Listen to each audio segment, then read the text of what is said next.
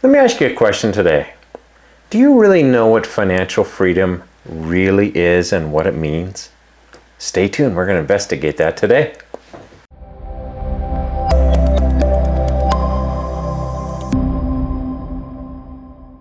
Hey guys, Frank Thomas here from Wealth Generation Strategies. I thought I'd touch upon the topic of financial freedom and what is it and what is it not. I think this is a really important topic because I got caught into a trap a number of years ago thinking that I was financially independent. I was good to go, I'm done. And I wasn't. I was actually quite far from it. Once I got beyond the period of self-delusion, I came to realize that I wasn't financially free and I hadn't found that financial freedom, so to speak. Since then, I've done a real discovery period, discovered what are the elements that are financial freedom and what are not the elements of financial freedom. What we're going to do in this show is I'm going to actually review what is not financial freedom first. Second, I'm going to jump into things that are going to be indicative of true financial freedom. As you can guess, it's going to be almost an opposite of what is not.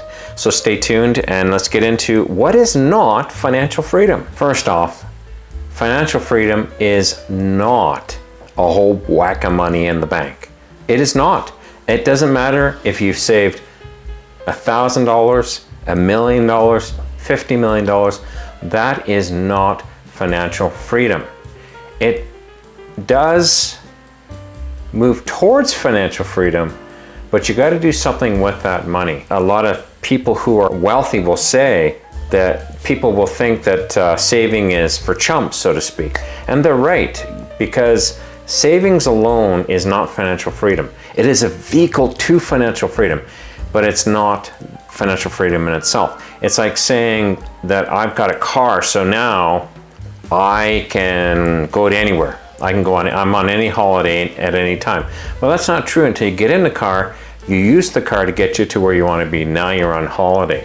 So kind of a weird example, but it kind of illustrates my point. So that is not financial freedom, first and foremost.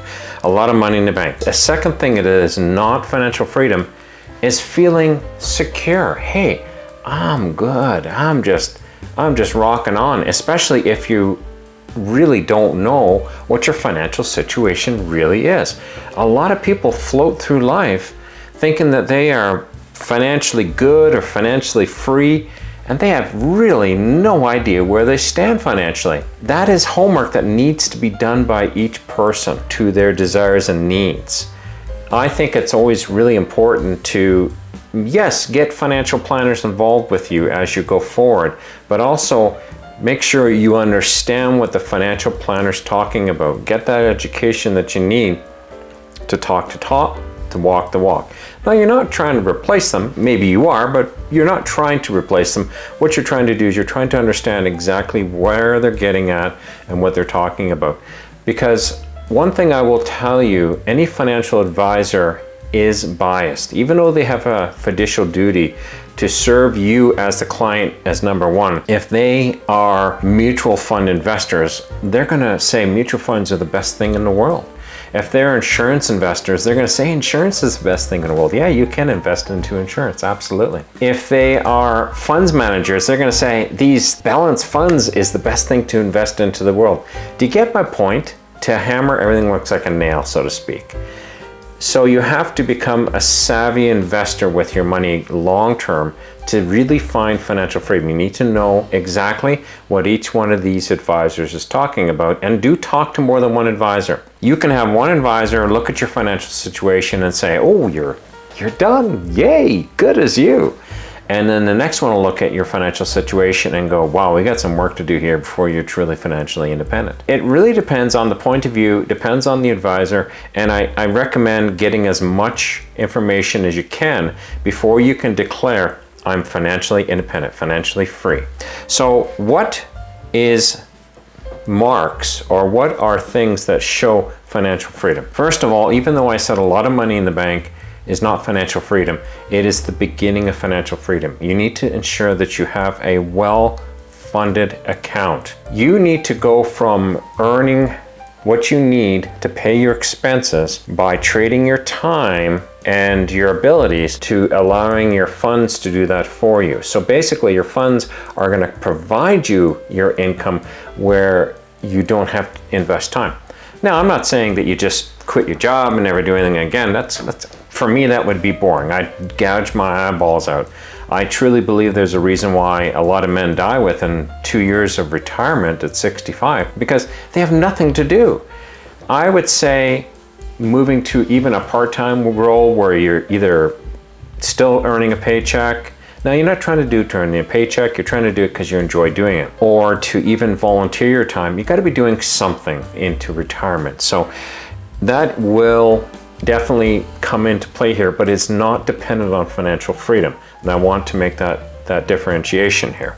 What you're going to want to do is you want to save up as much as physically possible in the midterm. And especially if you're late at savings like I am, I won't lie, I'm late at savings. I've saved up a whack of money on many occasions in my life and turned around and torched it. And now here I am going to save up again because I'd like to hit retirement with money in there that everything's 100%. And I can live off of my finances.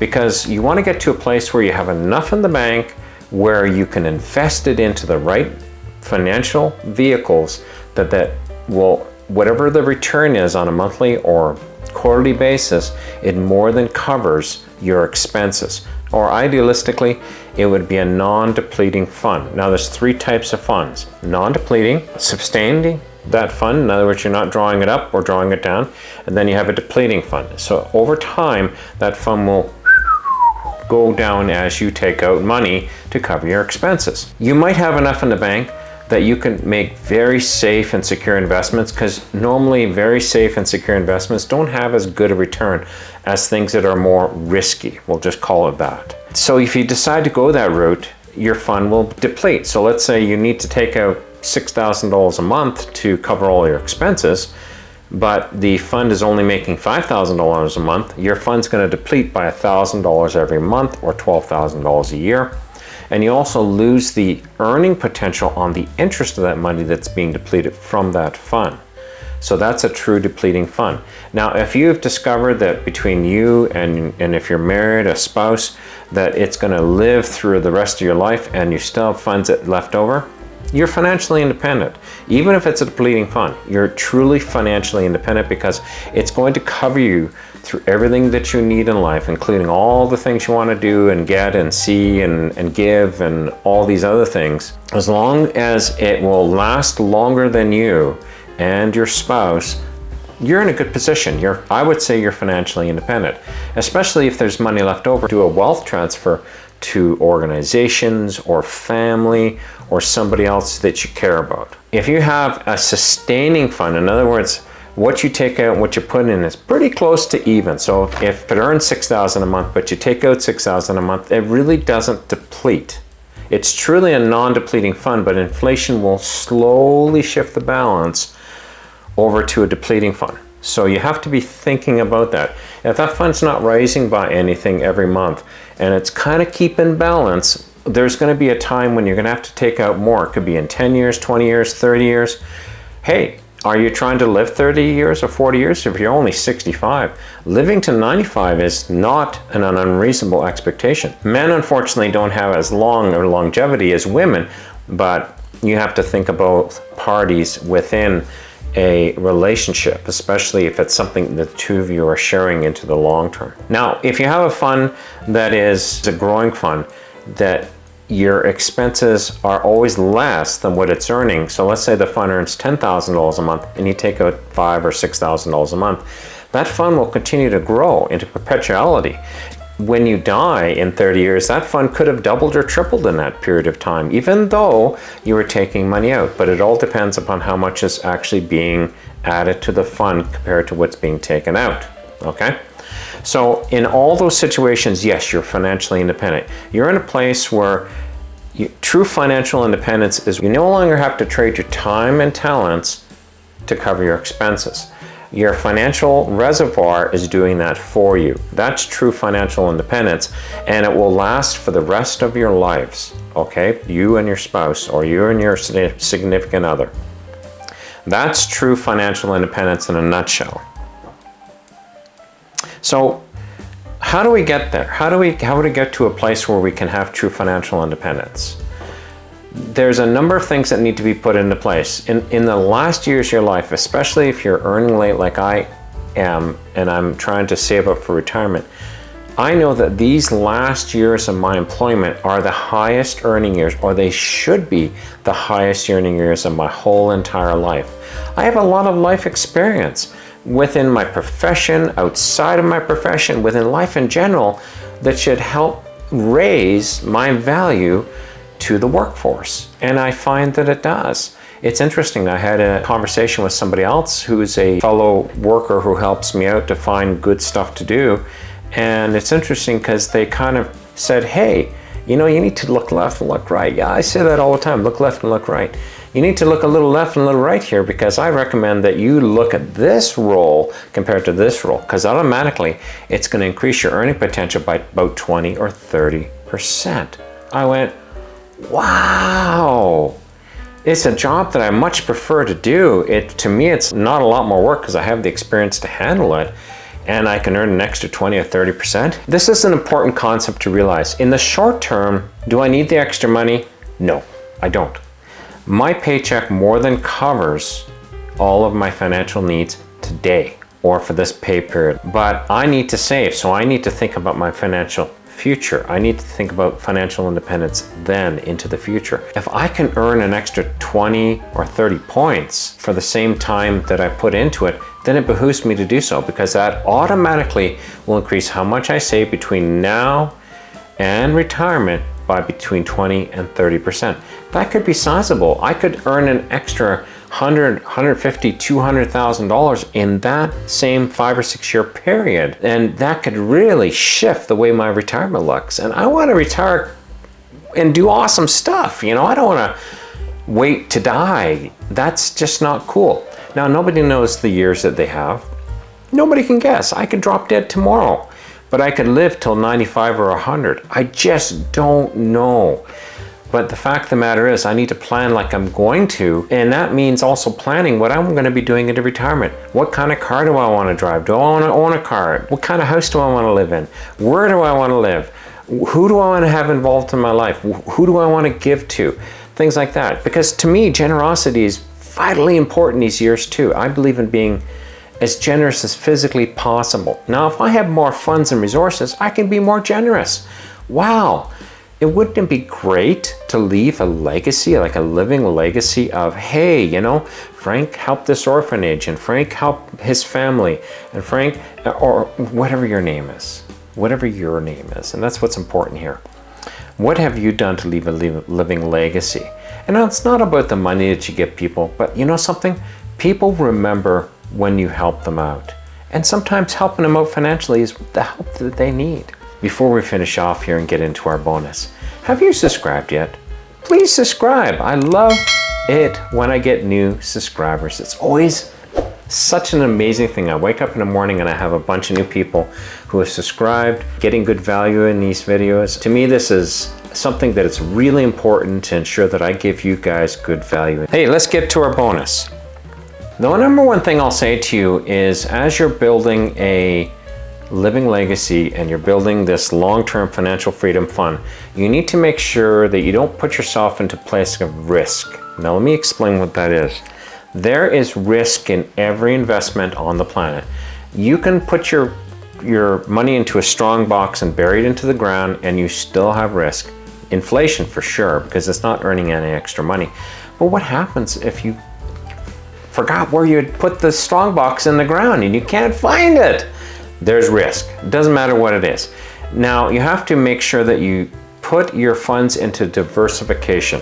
Right now, I'm diversified into 3 major sectors or areas: property, stocks, and insurance. Okay? I'm invested into all 3. What is the least paying one? Insurance, but it's covering me for the short term for now. It's actually probably costing me more than it's covering me, but it's still covering me for the short term, and that's what's important here. In the long run, I'm gonna move that over when I don't need insurance anymore and that need in my life is gone. then I'm going to be moving that over probably into stocks and property. But I do own a bit of both. I have property nationally and internationally, as well as I have stocks nationally and internationally. As well as you can look at things called ETFs. They're called exchange traded funds. They are even a further level of diversification, as well as they can gain better returns even with the diversification by using option methods to help increase their returns. But again, you're increasing risk. So you got to know exactly what you're getting involved in. But diversification here is key. If one market's going down, one market goes up. No market is promised to be perfect and to be the bull market of the future. There is no market. You can invest in a property and have it go boom. I invested about $30,000 into a land deal. It was a group land deal, and it's lucky that I got back maybe half of it. In the long run, it totally went to shambles, fell apart. Even though they had successful running record, they had shown really good returns, the one I invested into fell apart, and it was partially them, it was partially the economy. You name it, it can happen. There's no guarantees. You can invest into the most secure stock on the planet. Like I have a large holding in Coca-Cola because I think Coca-Cola is a great stock. But it's gone down price. You know, this is the first time I've seen Coke go down 20%. It's just amazing. I've never seen it do that. It hurts. I can feel that on my holdings right now. But I also know that Coke will go back up. It's something that people will continue to use. So for me, there's my assurity or my guarantee. They seem to be being managed okay, because that's important too. Because now you're not only investing into their products, you're investing into their management, their systems, their handling of situations, the whole 9 yards, their position politically, everything. You're investing into the whole enchilada. But you know, it's important to also invest into other things. I don't just invest into Coke.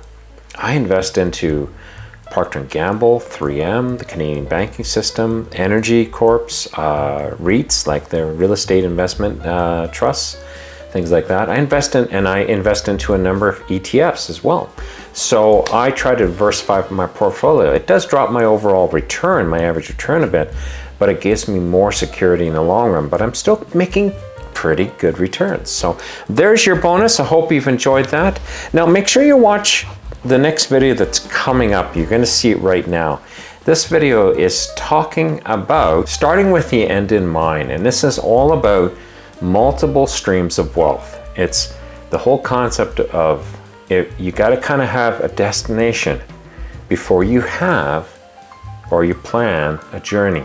So take a look at the video. I'm sure you're going to enjoy it. We'll see you there.